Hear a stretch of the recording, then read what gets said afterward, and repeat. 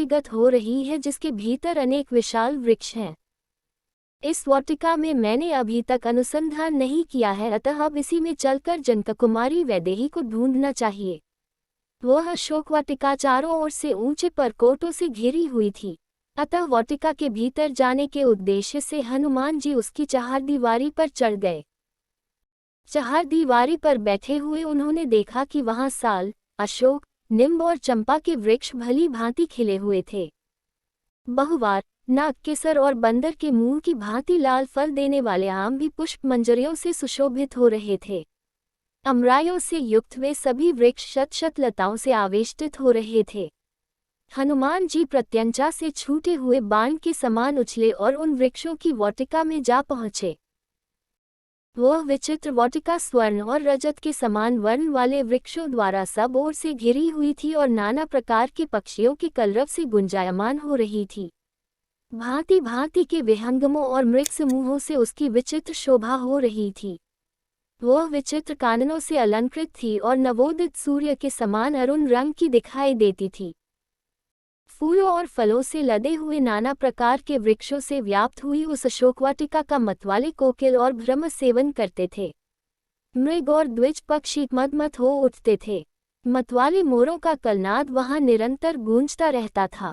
वाटिका में जहां तहां विभिन्न आकारों वाली बावड़ियां थीं जो उत्तम जल और मणिमय सोपानों से युक्त थीं। जल के नीचे की फर्श स्फटिक मणि की बनी हुई थी और बावड़ियों के तटों पर तरह तरह के विचित्र सुवर्णमय वृक्ष शोभा दे रहे थे। उनमें खिले हुए कमलों के वन, चक्रवाकों के जोड़े, पपीहा, हंस और सारस वहां की शोभा बढ़ा रहे थे। उस अशोकवाटिका में विश्वकर्मा के बनाए हुए बड़े बड़े महल और कृत्रिम कानन सब ओर से उसकी शोभा बढ़ा रहे थे।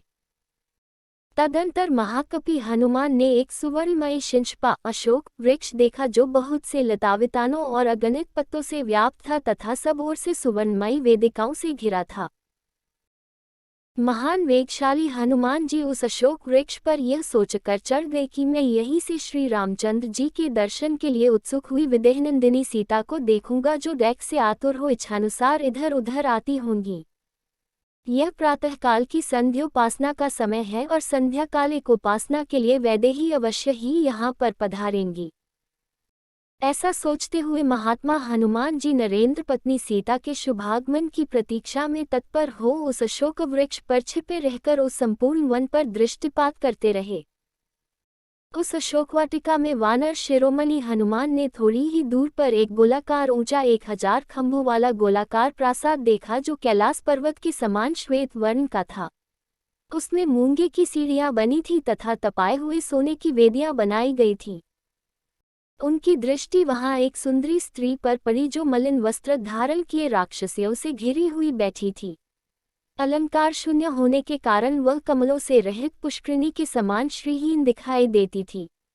वह शोक से पीड़ित, दैख से संतप्त और सर्वथा क्षीण काया हो रही थी।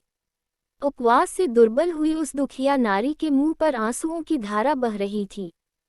वह शोक और चिंता में मग्न हो दीन दशा में पड़ी हुई थी एवं निरंतर दैख में ही डूबी रहती थी। काली नागिन के समान कटी से नीचे तक लटकी हुई एकमात्र काली वेणी द्वारा उपलक्षित होने वाली वह नारी बादलों के हट जाने पर नीली वनश्रेणी से घिरी हुई पृथ्वी के समान प्रतीत होती थी। हनुमान जी ने अनुमान किया कि हो न हो यही सीता है। इन्हीं के वियोग में दशरथ नंदन राम व्याकुल हो रहे हैं। यह तपस्विनी ही उनके हृदय में अक्षुण्ण रूप से निवास करती है। इन्हीं सीता को पुनः प्राप्त करने के लिए रामचंद्र जी ने वाली का वध करके सुग्रीव को उनका खोया हुआ राज्य दिलाया है। इन्हीं को खोज पाने के लिए मैंने विशाल सागर को पार करके लंका के भवन अट्टालिकाओं की खाक छानी है। इस अद्भुत सुंदरी को प्राप्त करने के लिए रघुनाथ जी सागर पर्वतों सहित यदि संपूर्ण धरातल को भी उलट दे तो भी कम है। ऐसी पतिप्रायणा साध्वी देवी के सम्मुख तीनों लोकों का राज्य और 14 भुवन की संपदा भी तुच्छ है। आज यह महापतिव्रता राक्षसराज रावण के पंजों में फंसकर असह्य कष्ट भोग रही है।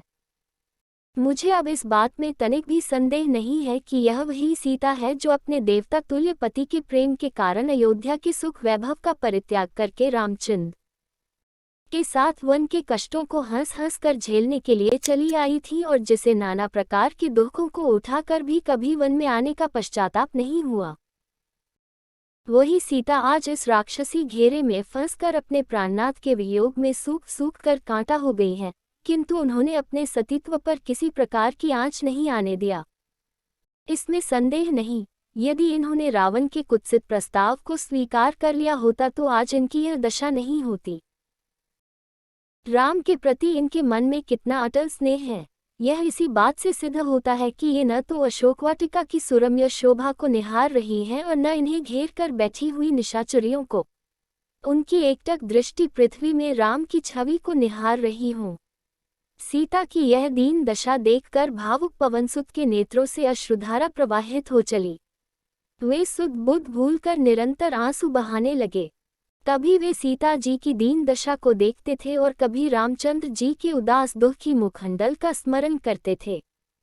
इसी विचारधारा में डूबते उतराते रात्रि का अवसान होने और प्राची का मुखमंडल उषा की लालिमा से सुशोभित होने लगी। तभी हनुमान को ध्यान आया कि रात्रि समाप्त प्रायः हो रही है। वे चैतन्य होकर ऐसी युक्ति पर विचार करने लगे जिससे वे सीता से मिलकर उनसे वार्तालाप करके उन तक श्री रामचंद्र जी का संदेश पहुंचा सकें।